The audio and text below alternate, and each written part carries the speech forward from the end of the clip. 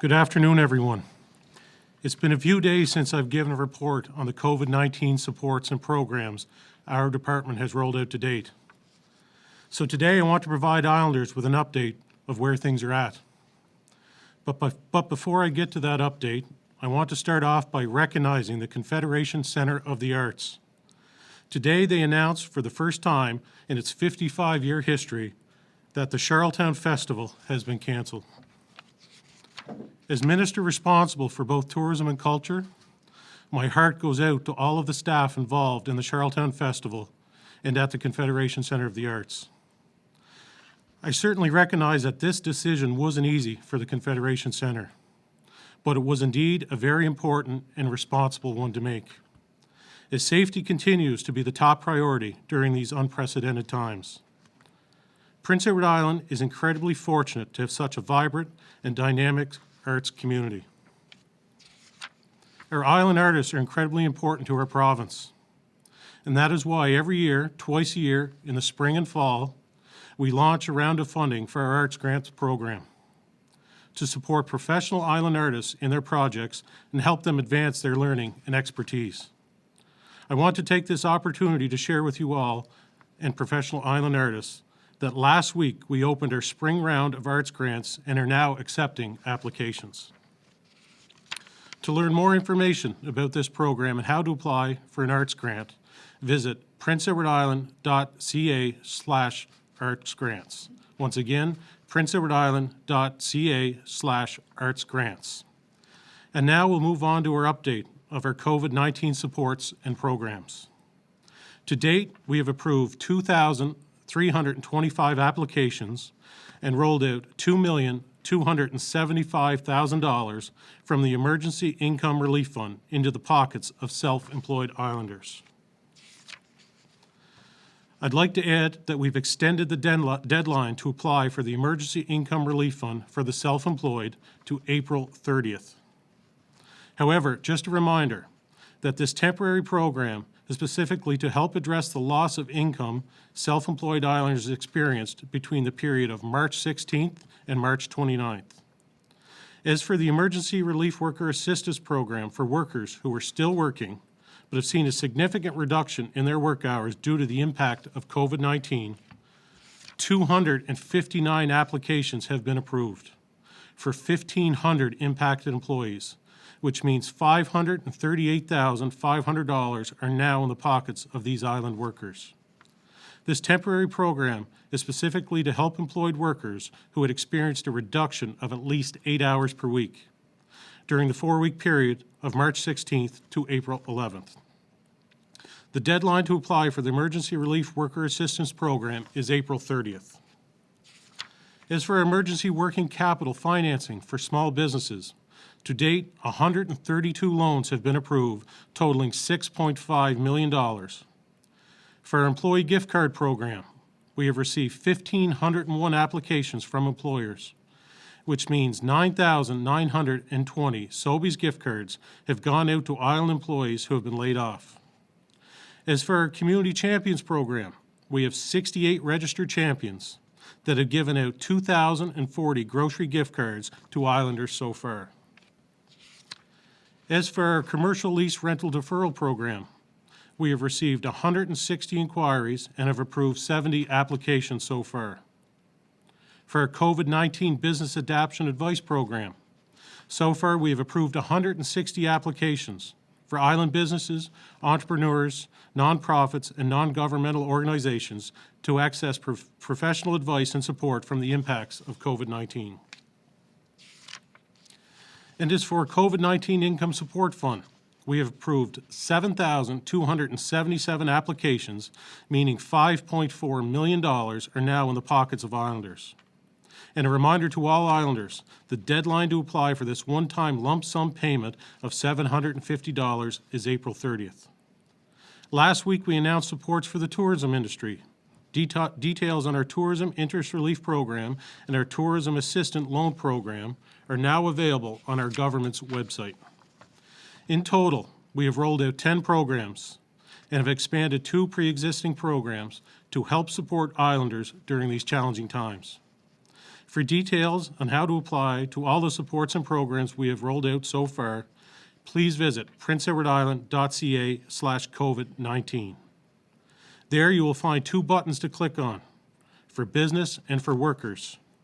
When you click on these categories, you can review all the COVID-19 supports we have announced to date. I'll wrap things up by thanking all Islanders for your patience over the past month as we've rolled out these supports. And I'd like to acknowledge my incredibly hardworking staff for their commitment to helping Islanders during these challenging times. By supporting each other, we will get through this. And with that, now I'll pass it over to Minister Compton. Thank you very much. Good afternoon, everyone. It was only a few weeks ago that I delivered the economic and fiscal update for the province and shared our outlook for 2020. I am back today to share more information on our financial situation, on the investments we have made to support Islanders in getting through this unimaginable pandemic, and how we will help reinvigorate our economy as public health measures are eventually relaxed in our province over the coming weeks and months. No one could have predicted that the world, never mind our province, would find ourselves in this position today. It's been 40 days since we first declared a state of public health emergency within the province and announced initial financial supports for Islanders. Every day since, we have taken firm steps to help address the social and economic effects of COVID-19 and what it's had on Islanders. We've been flexible and responsive to the needs of Islanders, ensuring to the best of our ability that no Islander is left behind. We have announced supports for families, seniors, students, individuals, businesses, economic sectors, and self-employed. We also made investments to ensure the healthcare system is ready to respond to COVID-19. Our commitment to Islanders across all sectors and backgrounds is that your government has been, and will continue to be here to support you through this unprecedented time. We've worked closely with Islanders, industry, and the business community, organizations, and municipalities to put meaningful programs and supports in place to help us all weather this storm. We've worked to ensure federal support programs are reflective of our needs on PEI and that all of our funding initiatives, provincial and federal, are complementary.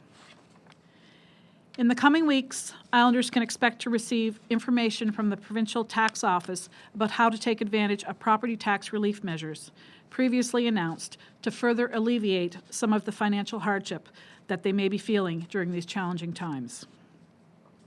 Across various programs and supports we have initiated in response to COVID-19, we have been able to assist Islanders through 30,000 applications for individual support and 2,000 applications for island businesses and counting. It is important that we remain responsive and responsible in our approach to the pandemic. As Finance Minister, I continue to work closely with my federal and provincial counterparts to ensure programs being offered by the federal government are flexible enough to meet the needs of Islanders and island businesses.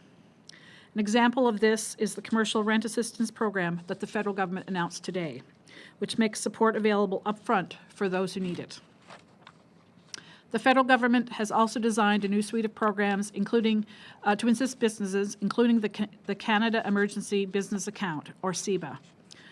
Following recent conversations with local financial institutions, I feel confident that these programs will provide additional meaningful support to island businesses that need it. With so much uncertainty about how long the pandemic will carry on, I want to assure Islanders that we will be there for you and we will get through this together. As a government, we continue to be fiscally responsible and socially responsive in our efforts to support Islanders. We need to make measured decisions. We cannot make everyone whole, but we will continue to work together to mitigate the impacts of COVID-19. Our efforts have been focused on addressing urgent and basic needs of Islanders first. As the Premier has said many times in recent weeks, we are doing things every day that we have never done before.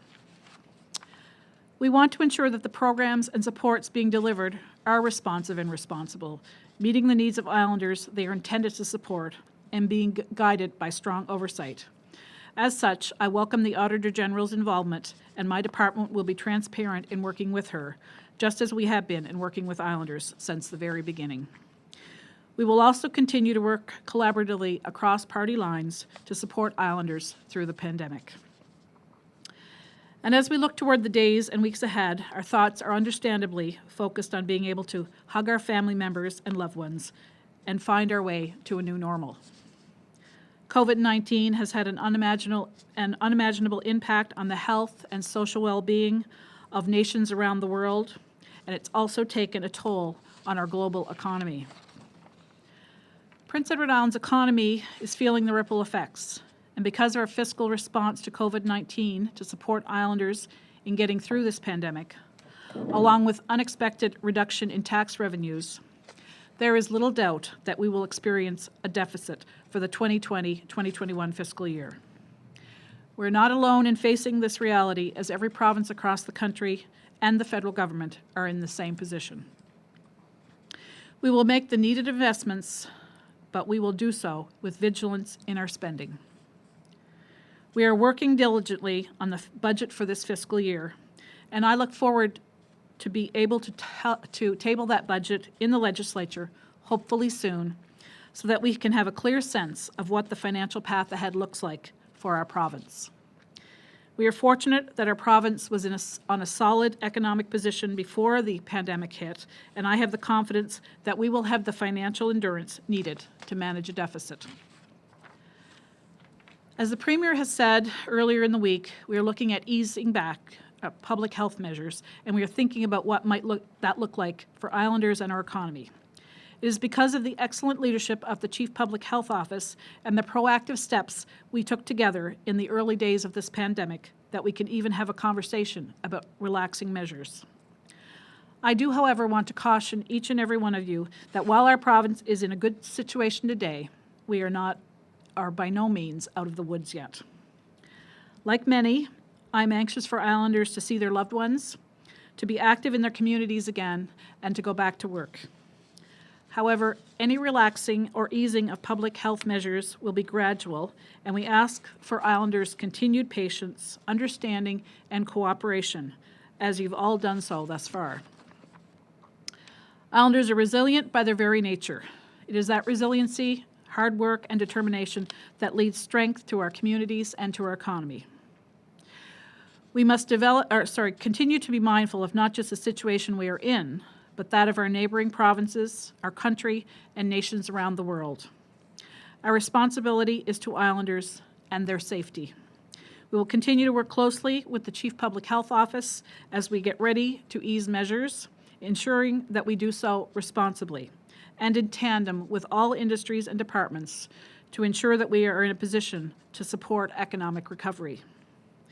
We must have a system of checks and balances in place that will allow us to reopen PEI together. Until then, I encourage you to stay safe and continue to follow the direction of the Chief Public Health Office. Thank you very much. And with that, we'll open for questions. Nicola McLeod, BBC. Hi, my question is for Minister Compton. A few weeks ago, you had told us that we were projecting a deficit from last year of $3.7 million for the last fiscal year. Do you have any more information on what that number may be? It's really hard to say that yet. There are many variables to look at. You know, for the last fiscal year, it was a deficit of around $5 million. We projected a $2 million surplus in just that last week or so of March. Changed that.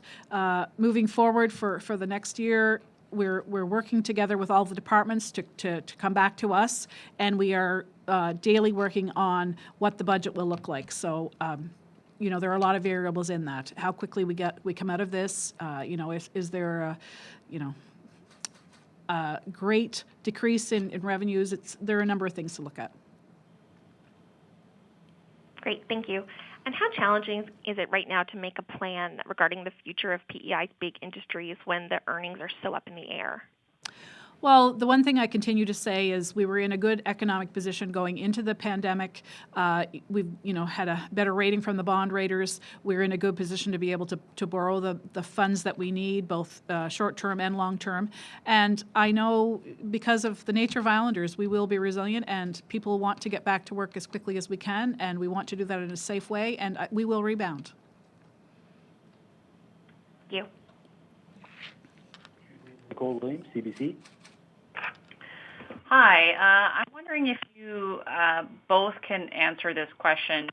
You just said that you're confident that PEI can rebound. Can you just specifically tell people why you're so confident in that, just seeing how much worse the situation is getting economically? Well, I'll speak to that first. As I said before, going into this, we were in a really good place. Islanders want to go back to a new normal. They're willing to work hard and they want to be resilient. They want to see the island back to where it was. When that will happen, we're not sure. But we know because of where we were that we will be in a better place coming out of this. And I can just add a little bit to that. So one thing about PEI, we're nimble, we can adjust. If you look at the measures we've taken now and in the coming weeks, we're hoping to get back to a bit of a local economy, which will be one of the very few provinces that is going to be in that situation to be able to do that. So as long as we continue being down the right path, Islanders working hard to do their part. So I believe that we can get back to a local economy relatively soon. And I'm wondering if you can talk to me about how much, I don't know if there's a projection you have on hand, but how much will provincial revenues be affected? Do you have any projections for the current fiscal year? Can we take that? Yeah. So very hard to make those projections. It depends on how quickly we can ease back to a new normal, what that looks like, how responsive businesses are. The main buckets that are affected, of course, are your income tax, both personal and corporate income tax, and sales tax. People are not out spending money the way they normally are, and those are some of our big revenues for PEI. So depending on how quickly we can come out of that and how, I would say, innovative companies are here on PEI to make that happen. Thank you. Laurent Levoix.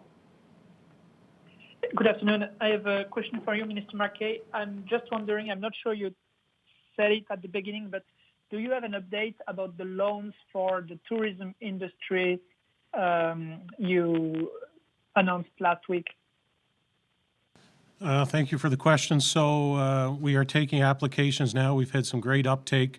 We've got calls going to Finance PEI. It should be up on the site as I believe as of yesterday. Things are going well.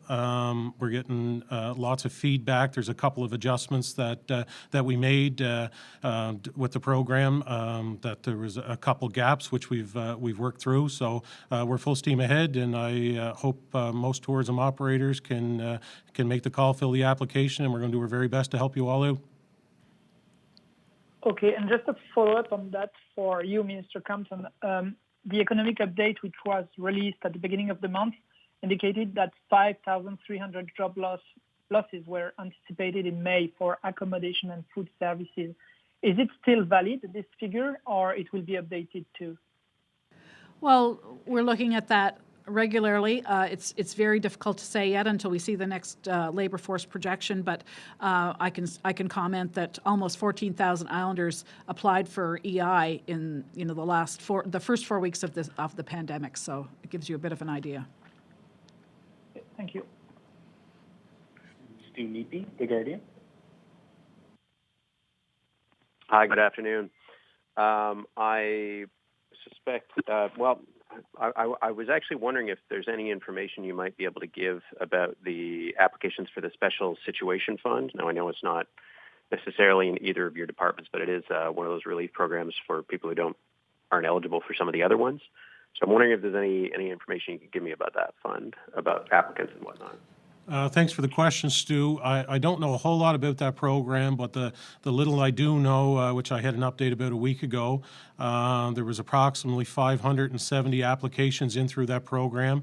The approvals were starting to go out. One question I had today was we're going to get some feedback from Minister Myers on the business sector as well, to what some of the gaps that they're facing. But from my understanding, the program's rolling out relatively well. Okay, thanks. And I guess for Minister Compton, I mean, this is a bit similar to, I guess, the question that was just asked, but, I figure I'll ask it a bit of a different way, I suppose. I mean, the projections from 2 weeks ago sort of seem to indicate that basically by August, much of the employment on PEI would largely go back to what the projections were kind of, before March. Are the projections still that optimistic? Like, do you really think that the sort of job losses would be reduced down to just 2,200 people by the end of the summer? Thanks for the question, Stu. It's really early to say that. I mean, we're in a good place. We haven't had, any cases, basically for 2 weeks. We've had one, I think, and we're very optimistic. We're looking at the stages that we're going to have to ease out of this, get people back to work in a safe way. It's really difficult to say. Minister McKay mentioned earlier about having a crystal ball, and I wish we did, but we don't. So we just want to be there for Islanders to meet their needs. But, we are a seasonal economy in a number of ways, and there are seasonal jobs that will be out there that have to be done in a safe way. Thank Okay. you, everyone. Thanks so much. Thank you, Stu. Thank you, everyone, for the questions. All Islanders tuned in. Once again, we appreciate your patience. Until we talk again, stay safe, stay healthy.